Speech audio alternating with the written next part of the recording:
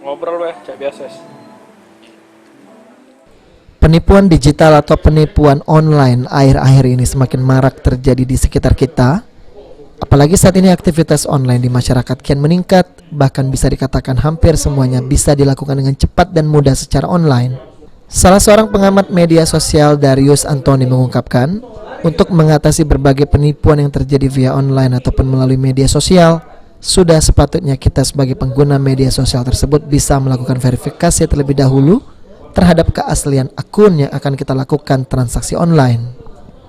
Darius juga menjelaskan sebagai hal yang simpel untuk mengidentifikasi apakah akun itu asli atau palsu, kita dapat melihatnya dari segi nama akun media yang akan kita transaksi.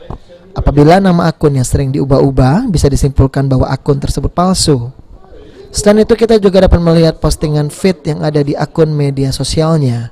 Apabila tema penjualan atau aktivitas postingan pada feednya selalu berubah dan tidak konsisten pada satu objek penjualan, maka dapat dipastikan pula akun tersebut palsu. Dari akun penipuan tadi sering melakukan perubahan ganti nama tadi.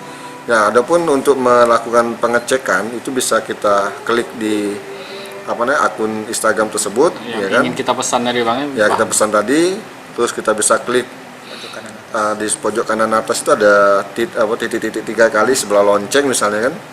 Terus kita lihat about this account, ya kan? Yang ini tadi.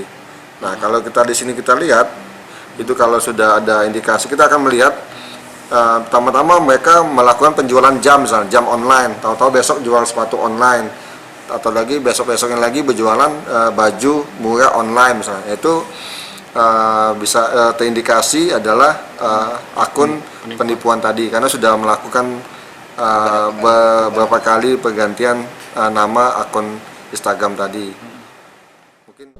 Okta Alfarizi, Irawan, PAL TV.